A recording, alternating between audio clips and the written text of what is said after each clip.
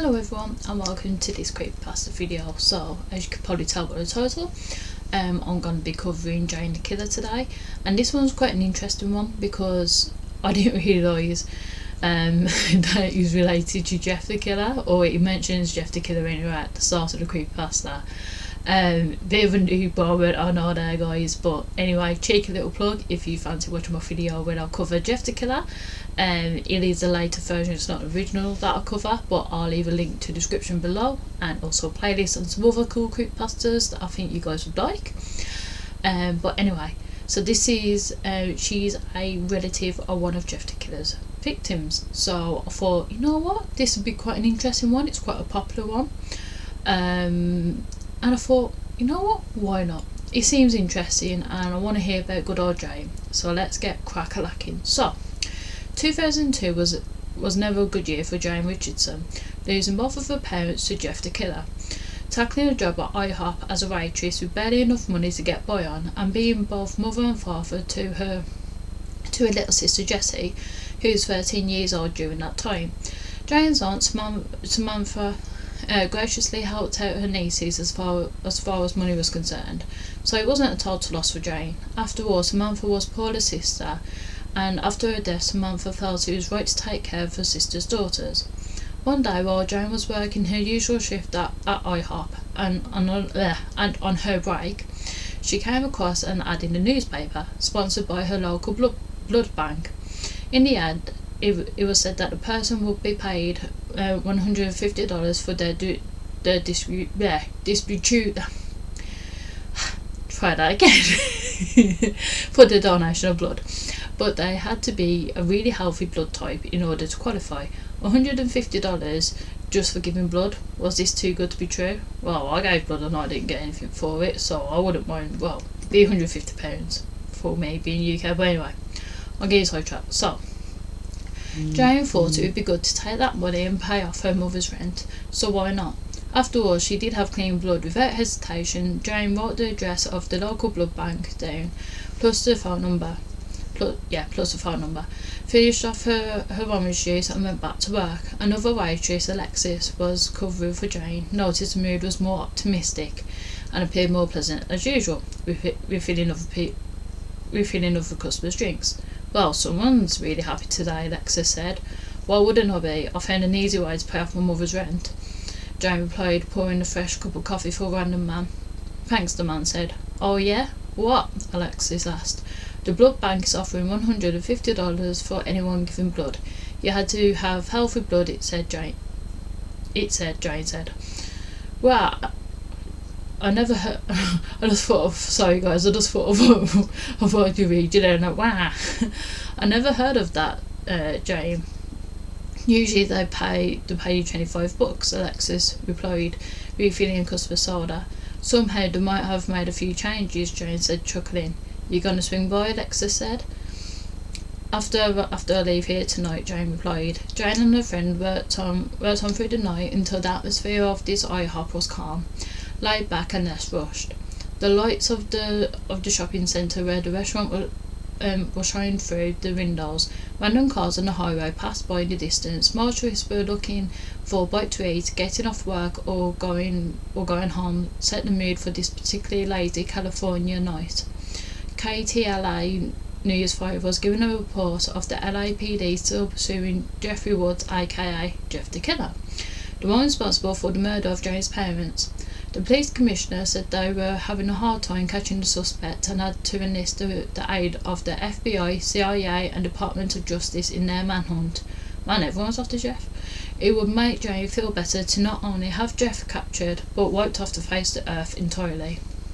One of the customers in the IHOP that Jane noticed was a man in his late 40s with short brown hair, a goatee, sunglasses and wearing a black three-piece suit and tie, crisply pressed. He looked like Walter White with hair. Another distinguishing feature about this man was a Bluetooth earpiece hanging on his left earlobe.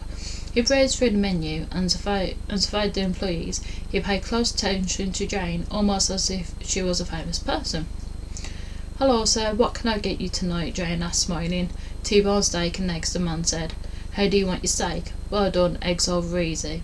Well done, over easy. Oh, I just wanted to let you know that we have a new pomegranate pancake syrup. No, something I happened to make him a free time, Jane replied, making the man's order. Well, that sounds like a winner. You made the syrup, the man asked. Well, yes, Jane said cheerfully. You got a lot of talent, the man replied. Jane went to the kitchen to get the man's food prepared. While he was waiting, he fumbled with a button on his earpiece. We found a perfect woman, sir, the man said, speaking at a low volume. This man was actually an FBI agent. Agent Marcus East was still hunting down Jeff the Killer, despite the LAPD's futile efforts and Agent East's determination. He was going to stop at nothing until Jeff was captured. Excellent. Gathered other agents for next week. We know of a way to go after Jeffrey Woods. Understood. Jane brought out East's meal and a fresh cup of coffee. Thank you very much, ma'am, Agent East had said pleasantly. You are certainly welcome, sir, Jane replied. An hour later, Jane clocked out and left for the night. I'll see you tomorrow, Alexis, Jane said. See you, Janie, Alexis said. After 30 minutes of being on the road, Jane came across the blood bank. She expected the building to be closed for the night, but oddly, it was open. This must have been a 24-hour sort of deal. The outside of the building looked like total shit, but the interior was very pristine and sterile, similar to a doctor's office. Jane approached the receptionist at the desk and announced she was there to give blood. Good evening, ma'am. How can I help you? Receptionist asked in a warm, friendly tone, smiling. I came across your ad saying that you would pay anyone $150 for simply giving blood. Wonderful. What's your name, dear? The receptionist asked. Jane Richardson. Okay, Miss Richardson. You go down the hall, second door to on your right, the receptionist said. Do I have to sign any papers or anything? No. Oh, thank God, Jane replied, laughing heartedly. The receptionist laughed along with Jane. I'll have your cash ready for you when you get done, honey, the receptionist said, smiling. Jane did indeed have healthy, clean blood. O negative was her blood type. After what seemed like hours, but only a few minutes, the doctor who extracted Jane's blood put a bandage over her spot and wished her good night. Out front, the receptionist came. No, the receptionist was going through files on her computer when she saw Jane. Man, that needle hurt like hell, Jane said, chuckling. Your arm is going to feel sore for a day or two, the receptionist said. Tell me about it. Okay, here is your cash, Miss Richardson, $150. This will take care of a month's rent, Jane replied. Behind on your rent, huh? The receptionist asked. Lot of stuff that's been going on. Me losing both my parents and all, Jane said. Oh, I'm so sorry to hear that. It's just me and my little sister. I have to be both mum and dad to her. Well, my condolences go out to you and your sister, Jane, the receptionist said sympathetically. But thanks, that means a lot. You have a wonderful night, sweetie. Stay safe. You too. The following morning, Jane was able to pay her mum's rent and wouldn't have to worry about it until next month. While working a day shift at IHOP, Jane had a call from the blood bank she visited just overnight. What could it be? Thank you for calling IHOP. Now serving pomegranate pancake syrup and our new stuffed French toast. This is Jane Richardson. How may I help you? Miss Richardson, this is she. My name is Beth Williams, one of the doctors at the Biometrics Blood Bank. We were wondering if you could come by next week to give another sample of your blood. Okay. We'll pay you $10,000. Jane went silent for a few seconds. 10 grand for another sample of her blood. Was this real? Miss Richardson, are you there? Oh yeah, I'm here. You said 10,000, right? Yes, ma'am. Okay, I'll see you next week. Thank you so much, Miss. Try that again. Thank you so much, Miss Richardson. We will see you soon. Bye. Bye. And then she hangs up the phone. Then we have a little bit of a time skip, so this is one week later. It was the start of a beautiful day in the City of Angels. Jane returned to the Biometrics Blood Bank to make another donation for her blood and score an easy 10 grand. She wouldn't have to worry about money troubles ever again. But why was Biomedics going to pay Jane 10 grand?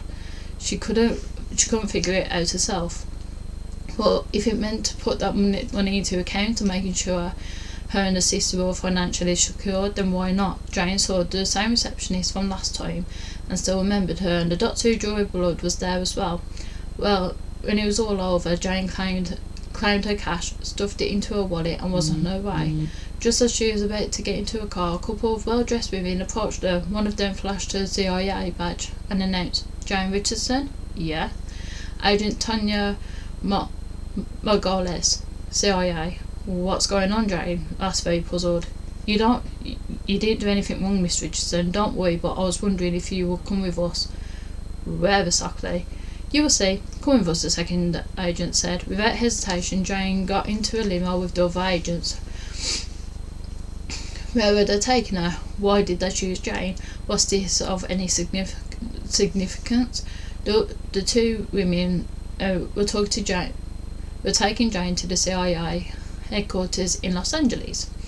They were going to explain everything to her as soon as they arrived. 90 minutes later, the limo arrived outside the headquarters. Jane noticed there were also a US Marshals and FBI van parked outside. What was all this about? Jane couldn't figure it out. What the hell was going on? No matter how many times she asked the agents, it was always the same. That information is classified. Jane wanted answers. She wanted to know what was going on. But once she got inside, Jane was greeted by a refreshing cold breeze that seemed to be coming from the central air vents. It was the hottest day ever. Jane was led to a room that looked like a police interrogation area. There inside was another male agent. Jane sat. "Welcome, Jane. We've been expecting you," the agent said. "You mind telling me what it is that's actually going on?" Jane asked very suspiciously. Not at all. First off, I just want to say I'm sorry for the loss of your parents. I know how much you love them.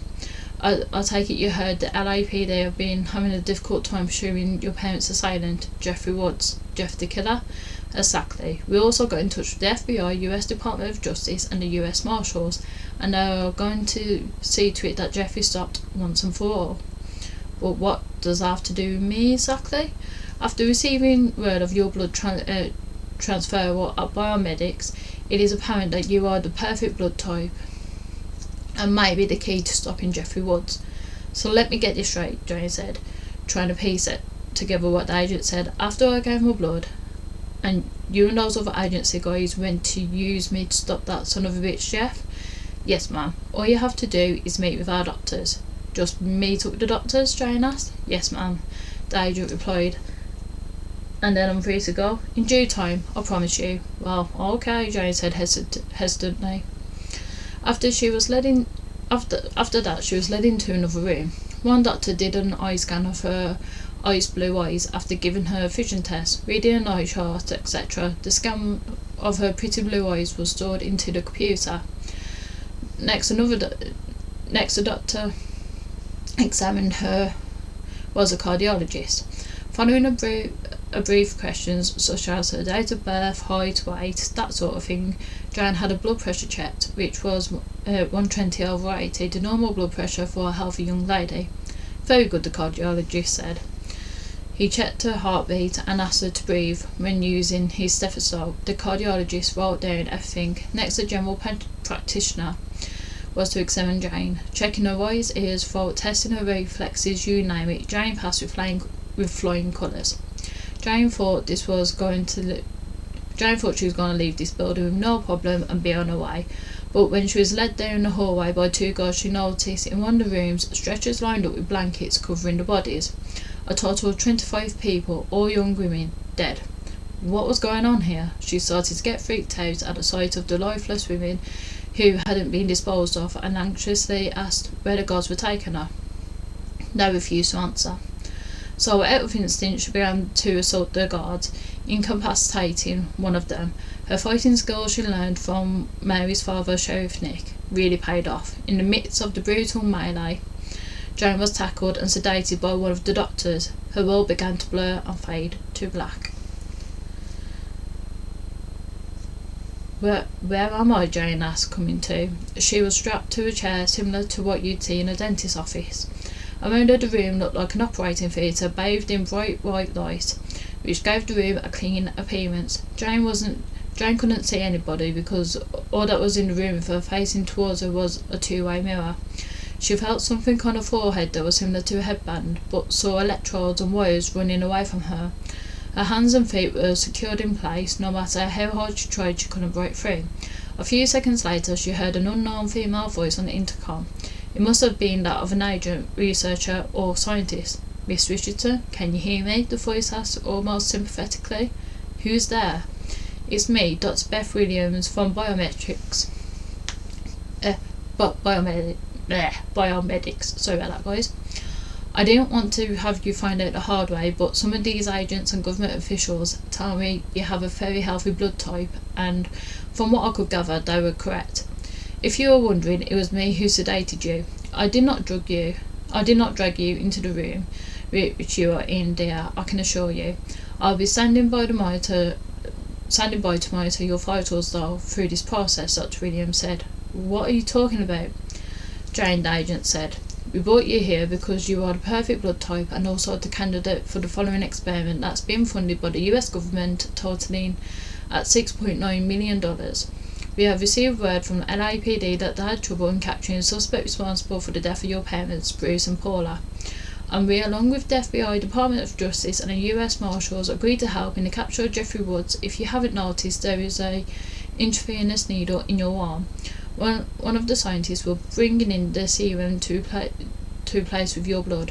This serum is classified, but it will ultimately help you in getting revenge on the one who took your parents' lives." Just then, a scientist came into the room, prepping Jane. The scientist came in with the liquid haze. The container was a gallon and a quarter with a biohazard symbol on it. The light from overhead casted in the liquid, giving off a pretty glowing purple. The doctor who came in there to make sure everything was ready and to monitor Jane's safety, he assured her she had nothing to be afraid of and that she was going to be okay afterwards. This made Jane feel somewhat better. A part of her was scared to death, but the other half of her showed no fear and she was ready. The doctor put the intravenous tube into Jane's arm. The one tube ran into a container that would collect Jane's blood and shipped to the American Red Cross for patients who had the same blood type as Jane. And to receive a healthy blood transfusion, the other tube was attached to the container holding the liquid haze. So, in a way, this was just like an embalming fluid prep setup, but with an experimental liquid. Despite being reassured by medical personnel that she had nothing to be scared of, a single tear ran down her face. The process began. The voices that Jane heard, the scientists, the government officials, FBI, CIA agents, US Marshals, researchers, began to sound distant. If something were to happen to her, she would see her deceased parents on the other side of the two-way mirror. Doctors were monitoring Jane's vitals, her heart and brain waves, etc. Her heart was beating at a steady pace, showing the EKG beeping. The readings of the EEG showing normal brain activity. Jane saw her blood being drained slowly. This didn't bother her at first, but as it began to increase, she felt very weak and drowsy, almost like she was being smothered by an unknown person with an ether salt rag. And in the next few minutes, Jane's surroundings began to disappear, first into a state of unconsciousness and weakness from the loss of blood in her body, then dead. The heart monitor in the other room flatlined. The EEG went flat. For that moment, Jane was clinically dead. Jane felt a gentle, familiar hand on her face, caressing her. It was her mother, Paula. She opened her eyes, and despite being deceased for over a few minutes, she was still in the room. Her father, Bruce, was there too. "Mom, don't be afraid, Janie. Mummy's here," Paula cooed sweetly. She saw Jane's eyes welling up with tears and held her daughter in her arms, tightly comforting her. "Dad," Bruce gave Jane a kiss on her head as he joined in to hold his child as well. Jane was weeping as she was glad to see her parents. "You're going to be okay, kiddo. You're going to be just fine," Bruce said, calming his daughter down. He was in full military dress, his medal shining in the light of the room Jane was in. His uniform was crisply pressed, his short hair shiny and brushed back, almost as if he was going to a telemeter ball. What's going on? Jane asked. Well, since those doctors entered your body, you went out like a light, but me and Daddy are going to stay here until you come back alive, honey, Paula said in a soft-spoken voice, her words soothing Jane's heart. One thing I could never stand about IV needles is when someone can't find a vein to put them in. That happened to me when I was a little kid, and I suffered sepsis, and I felt that freaking Swiss cheese that old hag couldn't put the needle in right. You shouldn't have known that. You shouldn't have known that having an experience as a doctor and a PhD doesn't come with vision, Bruce said, smiling and laughing. This made Jane smile and giggle as she laughed with her daddy. She knew for the longest time that her daddy was very silly and made her laugh even without trying, and was still a goofball in afterlife. That was also what Paula loved about her husband. Jane's parents stayed with her until the liquid hate was administered. Your father couldn't stand needles being poked into him at all, honey, but getting like an allergy shot or vaccine, that didn't bother him. It was an intravenous needle that got on his nerves, even when he was little. He fainted at the sight of a big needle, Paula said, chuckling. Hey, that thing was big, Bruce replied comically. I know, I'm gonna feel sore and stiff when I get up, Jane said. Considering the chair you're in, I wouldn't be surprised, honey, Paula replied. I think tonight you should take a nice hot bath with some Epsom salts, Bruce said, caressing Jane's hair. Good idea, Jane replied. You just remember one thing, my little Janey baby. If you ever need me or Daddy, we will be right here, Paula said, pointing to Jane's heart. And we will come live in your dreams, sweetheart, Bruce added, smiling. We are so proud of you. Jessie's lucky to have such a sweet sister. We'll always be watching over you, love, Paula said sweetly. We love you, Jane, Bruce said. Oh, the purple stuff is about finished, Paula said, pointing to the liquid hate that was halfway empty. I love you, Mommy. I love you, Daddy, Jane said, giving her parents a hug before they returned to heaven. We love you too, Janey, Paula replied, giving her daughter one final kiss goodbye. Jane slowly regained consciousness and came to. The EKG and the EEG roared back to life, showing heart and brain activity, her vitals appearing normal as her vision adjusted. She saw she was still in the operating theatre. When she looked down, she noticed her hands were now ivory white. She was pale like a corpse. She screamed over the loss of her natural skin pigmentation and saw that her once bright platinum blonde hair was now coal black.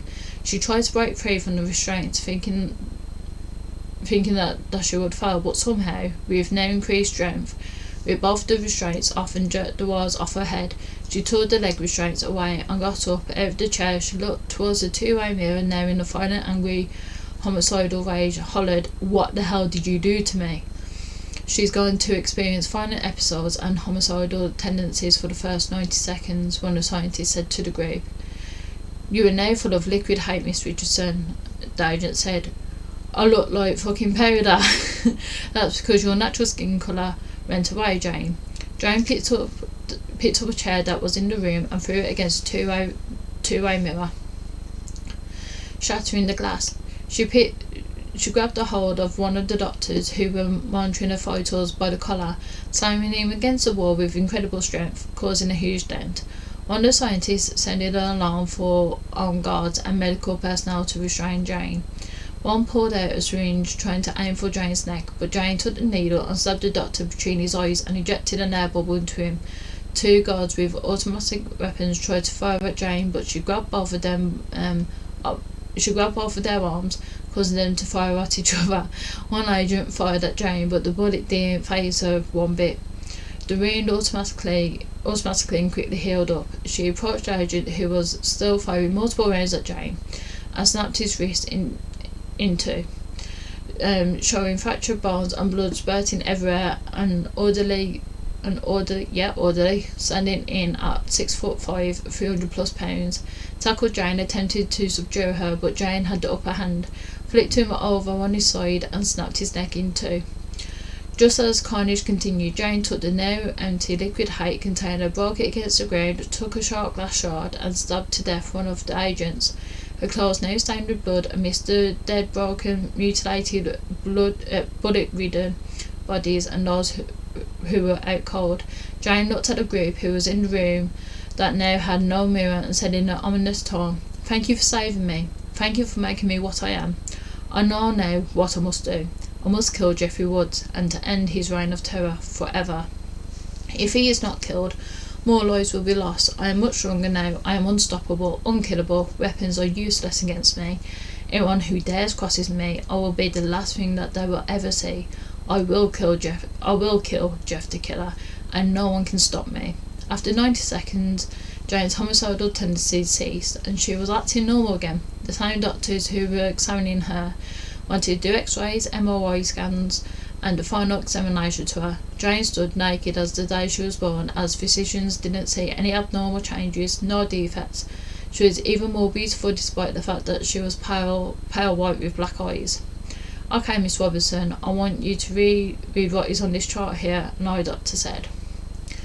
And then it had a bunch of letters and numbers. I'm not going to read all that out.